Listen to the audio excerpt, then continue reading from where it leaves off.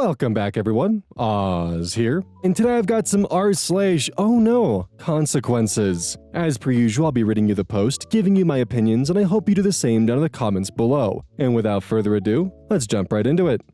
Originally posted to r/Am I the asshole? Am I the asshole for bringing a much older guy to Easter dinner after my dad left my mom for someone close to my age? I, 18 female, moved out at 15 when I got into a boarding school abroad. When I was 12, my dad, 45 male, cheated on my mom, 43 female, with a woman, 26 female, who was 20 at the time. They ended up divorcing, and he's been with her ever since. She's only a few years older than me, and for the past few years, she's been at every family holiday. She's clearly only after his money, but he's too stupid and stubborn to understand.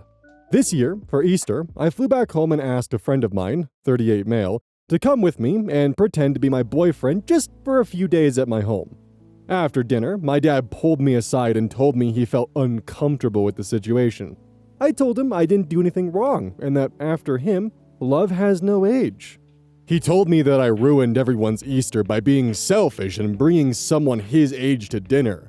I flew back to school, but now I'm getting messages from a few relatives saying that I should apologize to my dad and break up with my boyfriend. I haven't responded. I don't think I'm in the wrong because he's made my life uncomfortable since the moment he cheated on my mom. Am I the asshole? Edit, seems like many think this is a lie, lol, I would too. But I met my friend in a book club when I moved to the US, I'm from Europe, and he's been a great father figure to me, to be honest.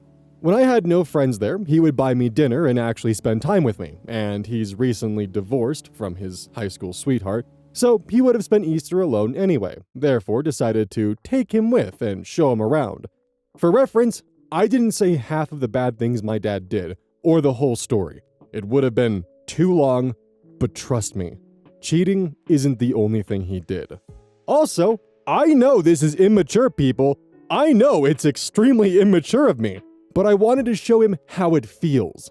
Thanks a lot for the advice, everyone. I'll update for Christmas, lol. Immature? Yeah, sure. The asshole? No, not at all. The dad got a taste of what it's like, and he doesn't like it.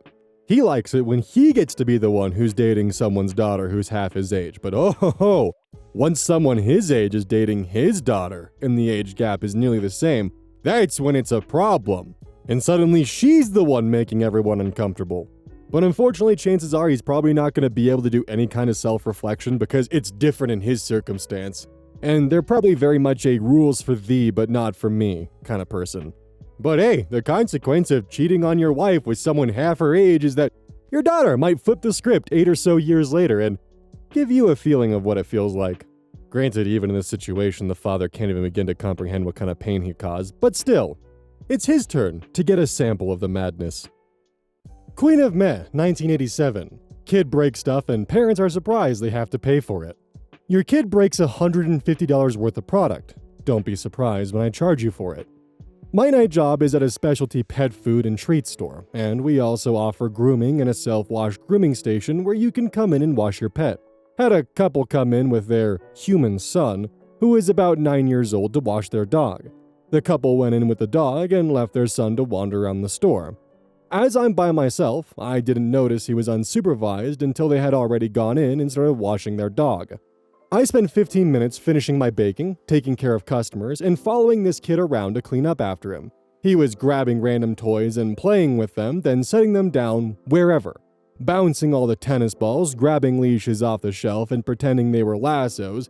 He was also bothering my customers, asking them random questions as they tried to shop. After I asked him 3 times to stop messing with things and other people, he went over to our baked treats table. I knocked on the self-wash door and asked the parents to please bring their son into the wash with them or to let him sit in the car while they finish. And they told me that they were almost done, and their son was never a problem.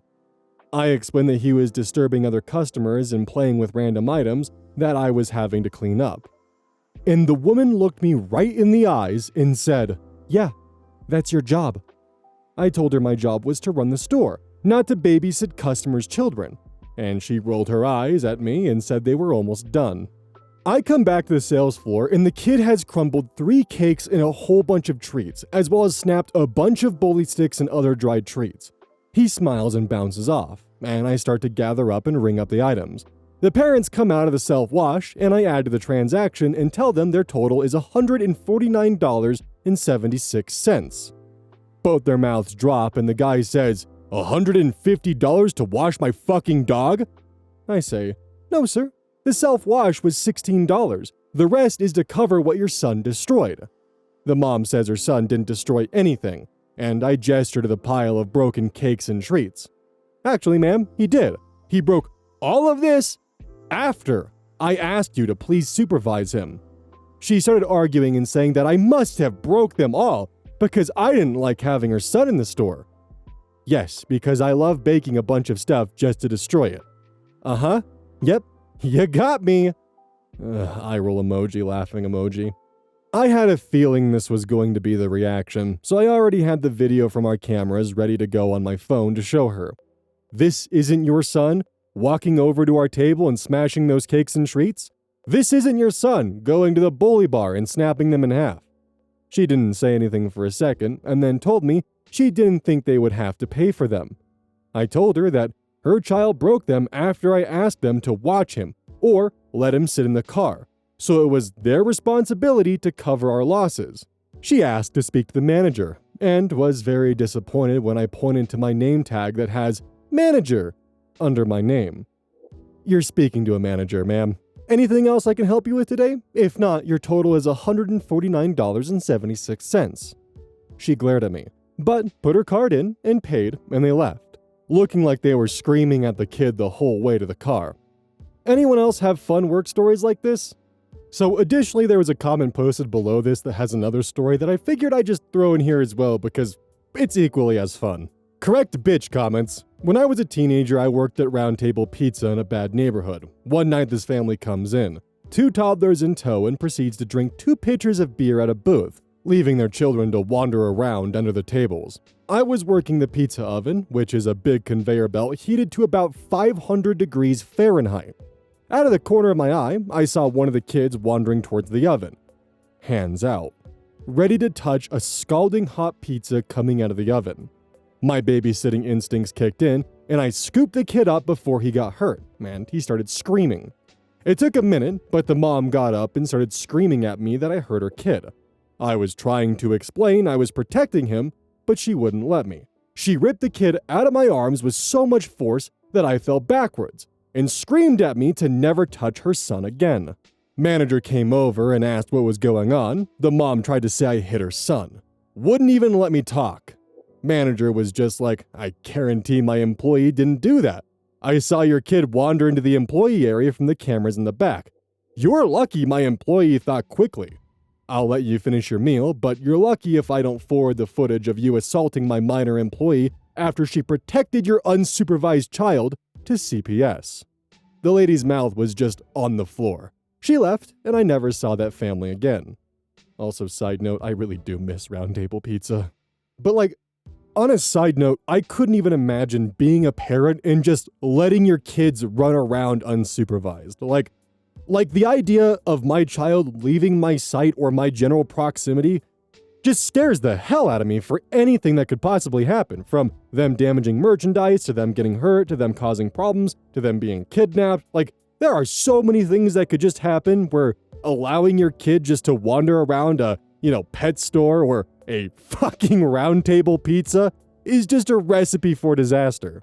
I mean, hell, the parents in story 1 are lucky that the OP just, allowed them to pay for the damaged items and leave rather than calling the cops or the fact there was an unattended child, and for the potentially lost revenue from the items, as well as the fact that initially they were refusing to pay for it.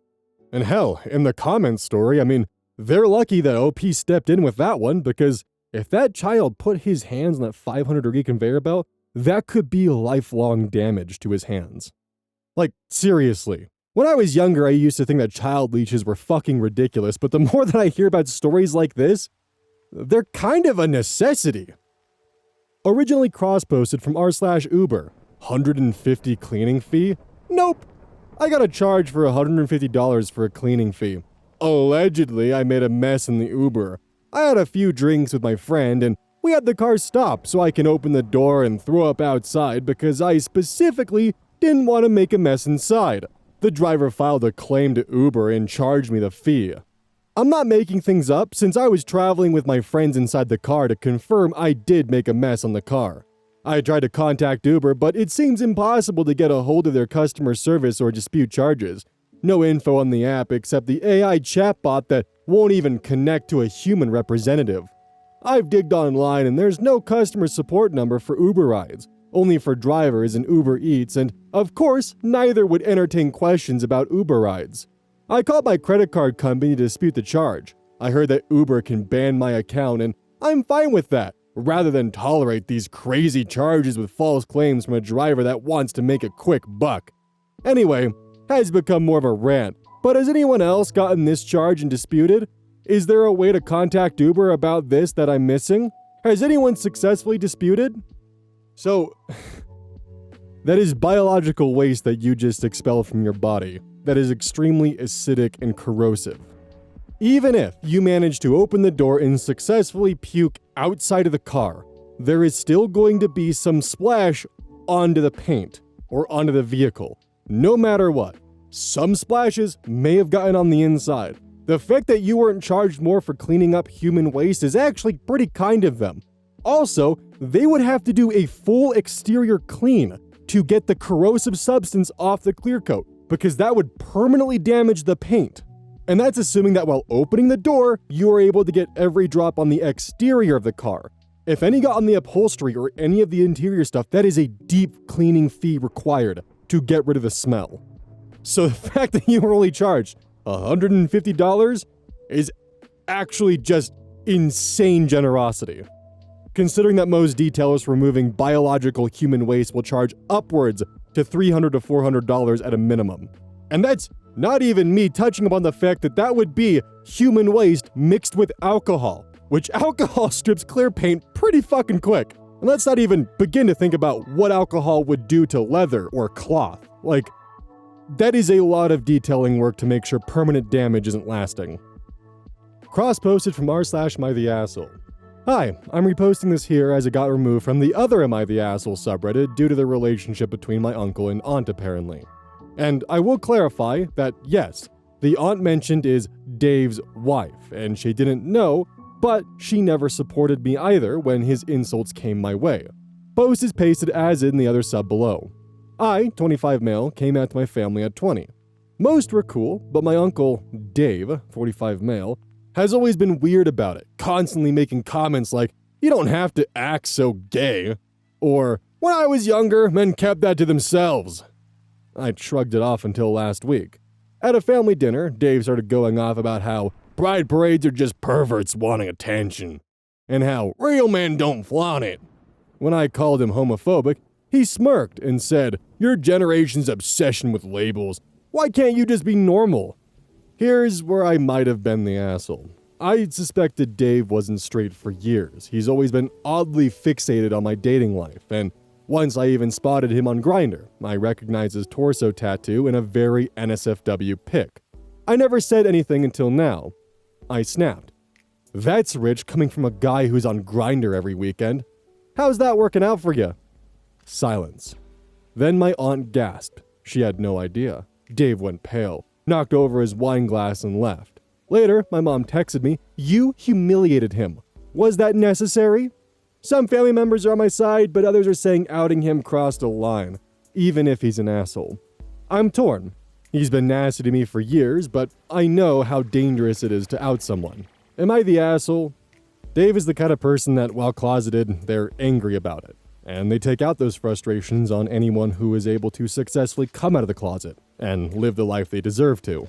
But on top of Dave having those feelings, it's not just the fact that he's closeted, he's also cheating on his wife.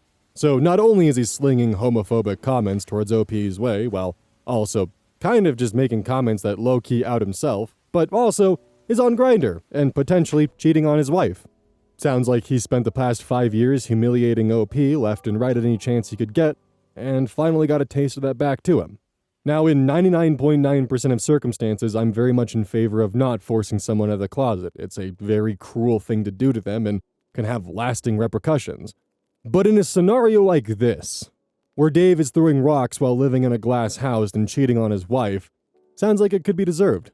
Also, sounds like OP has a pretty shitty family dynamic, if I'm not gonna lie. Because the fact that his mother was more concerned over the fact of you humiliated your uncle and not the 5 years of homophobic abuse they had to go through beforehand, like that's your concern? Not once telling your brother to knock it the fuck off, but instead over the fact of like, you really humiliated your uncle. Was that necessary? Was it necessary for you to stand idly by for the past 5 years? Just saying. Really shows your true colors. Cross posted from r/bestof. Originally posted r/mytheasshole by user FrogBunnyMimi. Am I the asshole for being unable to live in a party environment? This includes the boyfriend side of events, apparently. Posted August 22nd, 2021. I, 28 female, live with my boyfriend, 27 male. I moved in with him about 8 months ago. I have disabilities and sensory issues. This is important. In general, he is respectful of the accommodations I need. It's in a place I have to walk through to get to the bathroom and yard, and there's not another good place in the house for it. The problem is that I'm constantly affected by the way my boyfriend acts while he's working. He listens to music while he works, on his headphones, and is always rocking out with his body motions, mouthing the song lyrics, etc. He says it helps him work, and I understand this. The main conflict is the constant dancing/mouthing lyrics, which he says shouldn't matter because it's silent. I tried to explain to him that with my sensory issues, that's just the same as if I can hear the music. He said I could just enter that part of the house less while he's working. I mean, what? The bathroom is there. There are also problems with him bringing buyers over to see his work, and we have policies around this. I need to be notified in advance and agree, which get broken. I've come home and there's a buyer in the house, and he thought it was fine because he didn't expect me home. Having a stranger in the house is very unsafe for me. I might be affected for days. He again suggested that I should just avoid his studio in that case, despite this being my home now too. I was having an extremely bad day yesterday, week really, and I just needed restorative peace in my own house, so I hid the key to his studio.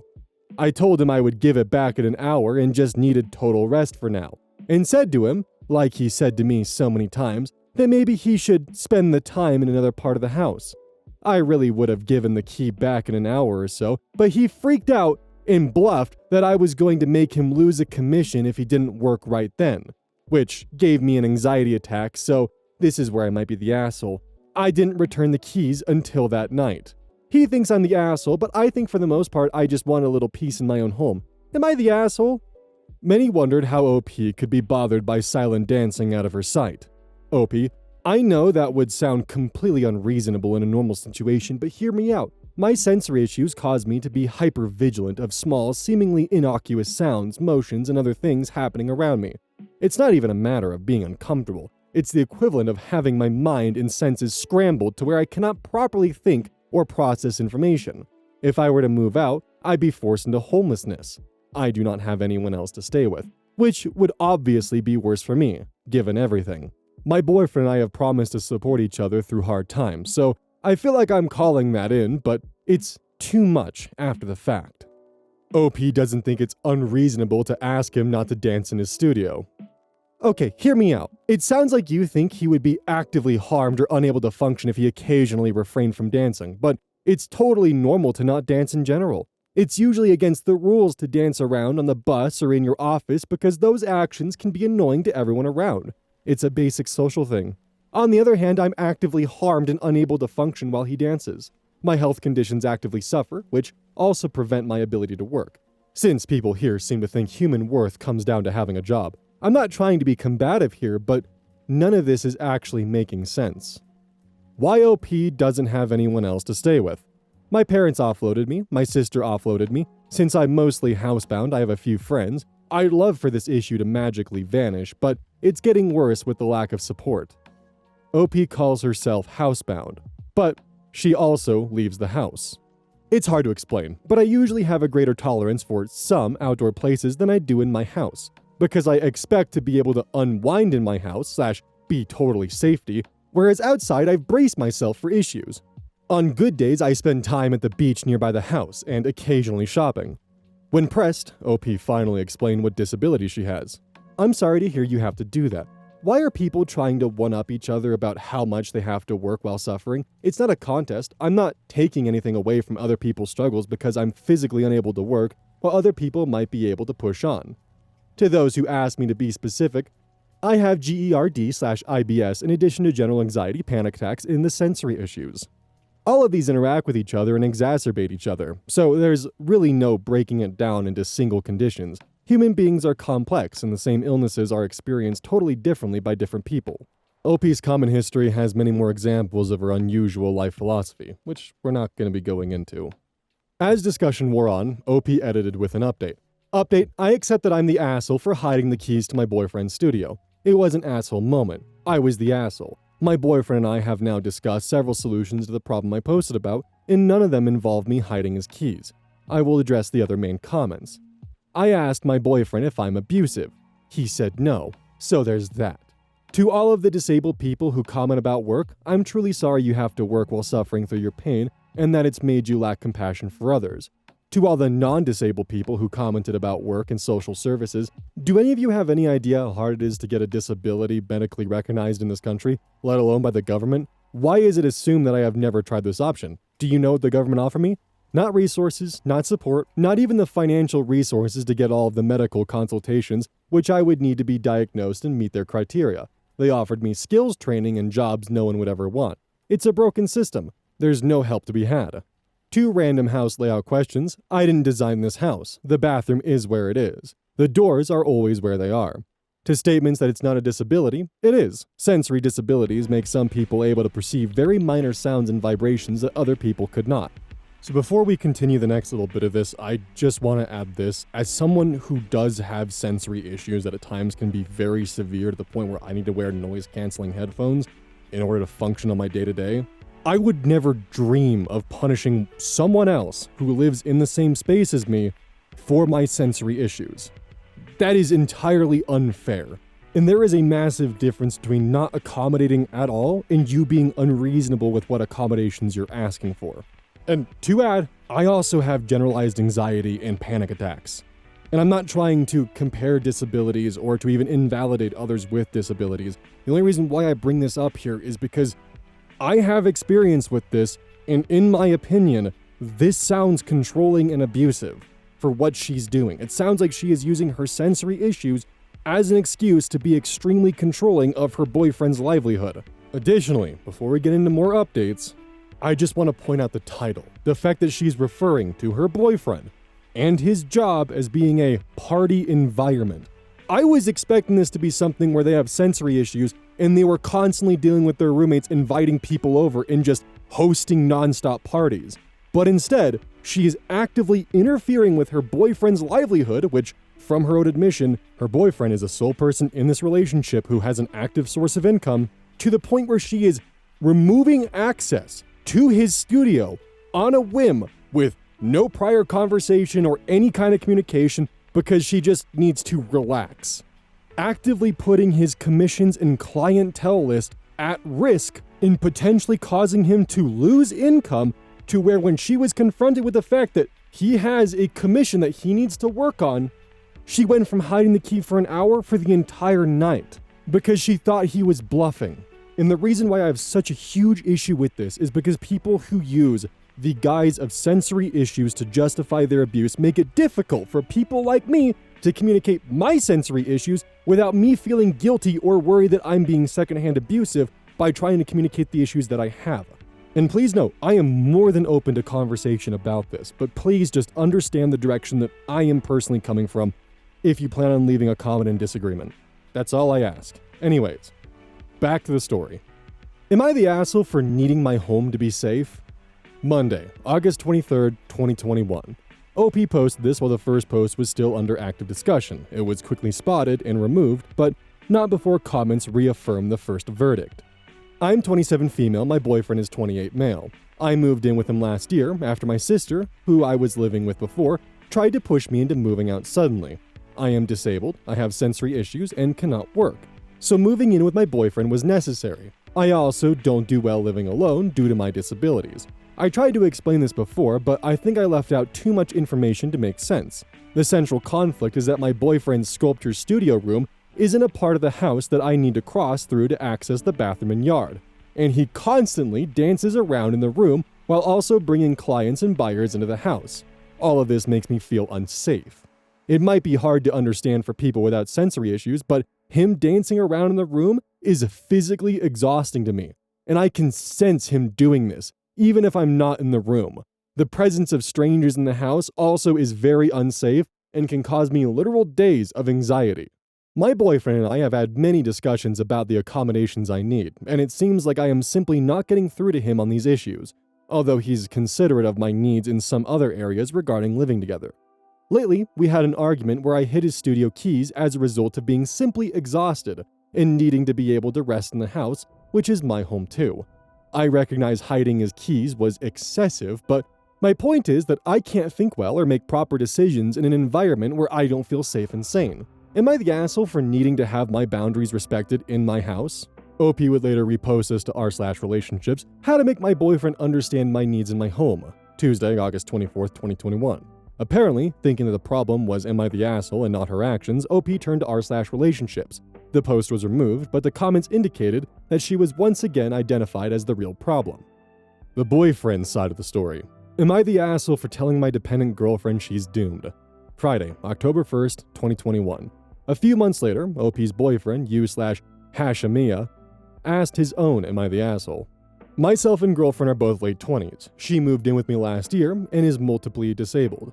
Her move coincided with her financial need on her part. I was able to support her, and I thought I was prepared to accommodate her other needs. I've sometimes needed to depend on others. Awesome friends have carried me. This made me committed to trying to make it work. It turns out that I fell short many times. A lot of tension grew around her sensory disorders, which made her vulnerable to upset from routine household things. I changed my lifestyle, new furnishings, minimizing sounds and smells, confining my work to one area of the house, restricting visitors and hobbies. Each time a new issue popped up. Finally, she was agitated by my presence in the house at all, and I began to feel unwelcome. Yet she also required me to help her, emotionally and materially. My work suffered, resentment grew. I gently pressed her to reach out to others for help, which met with resistance as she saw my suggestions as callousness. The rift widened. She became verbally hostile and more withdrawn. My mental health has its own quirks, so this made an impact on me. I've been struggling with guilt and depression. I reached a tipping point after missing work deadlines because it was easier to avoid the house than to complete my work at home. I've worked hard to craft a career that brings me fulfillment, and I saw it collapsing. I went home, entered her room, and told her I can't continue. She lashed out about the ways in which she can't live alone. I opened my mouth. The words that came out are, "Well, it looks like you're doomed." I went on. If she can't live on her own, can't cope with others, and can't seek out others for help, she is doomed, and that's that. I stopped short. The look on her face was of total horror and betrayal. It will haunt me. When I said it, I felt I'd been walking on eggshells for months, and that she needed to hear reality. Now I'm racked with regret and confusion. I've been staying in a hotel waiting to work out the logistics of living separately. She has refused to speak to me beyond texting that I've caused deep trauma with my statement. I need to know if I actually crossed that line. Please note, I'm not seeking advice on the relationship in general, which is over, but to morally weigh this utterance of mine. The relationship had already caused tensions with friends, and none of them are neutral enough to judge this. An acquaintance suggested I try here. Please give it to me straight. Even before the Reddit detectives had linked the posters, sympathy was largely with the boyfriend. Deleted. This is one of those rare breaking points I see here which makes me say not the asshole. You bent over backwards and she still broke your back. Edit. Holy shit. Thank you everyone so much for the awards. Text tone does not do my shock and appreciation justice. This was back when Reddit still had gold and whatnot. Then they removed that system, and then recently brought it back. Minute Eye. Yep, this is, unfortunately common, impossible problem phenomena. OP is given the responsibility for fixing something, but all the possible ways to fix it are declared impossible, but he's still expected to fix it. She probably genuinely believes each individual thing she's saying she needs, but her needs are contradictory. She either has to live with people or not with people. Those are literally the only two options. The only way to deal with the impossible problem is to point it out, and it's never going to be welcomed, because no one wants to hear they've created the impossible problem. OP, imagine this situation. She's standing on the train tracks. The train is coming. "Get out of the way," you cry. "I can't walk," she replies. "Well then, I'll carry you off," you say. "No, you can't touch me," she responds. "Well then, I guess you're going to get hit by a train," you tell her. Blunt? Yes. Cruel? No. Because getting hit by the train is literally the only option she has given herself. She's only going to be able to get out of the way of the train when she accepts the reality of the situation. Several people asked the boyfriend about OP's posts. He confirmed that that was his girlfriend. He seemed shaken. OP, "Oh my god, that would be me, or rather us. My humming and dancing when I work, unconsciously for the most part. Sorry, I'm a bit in shock. Is there any way to find this post?" OP again, "Thank you. Wow, I knew she had most of these opinions, but seeing it all written out, this is a lot to take in right now." Since they broke up, this saga is concluded, but I do wonder what became of OP. What happened to this woman who can't live alone, can't live with others, can't work, and can't let anyone else work? We'll never know if OP found another benefactor to control and criticize. With the boyfriend's side, it's actually kind of insane how accommodating he was attempting to be, and how no matter what he tried to do, it was never enough. I understand that on each given day, you only have so many spoons to go around.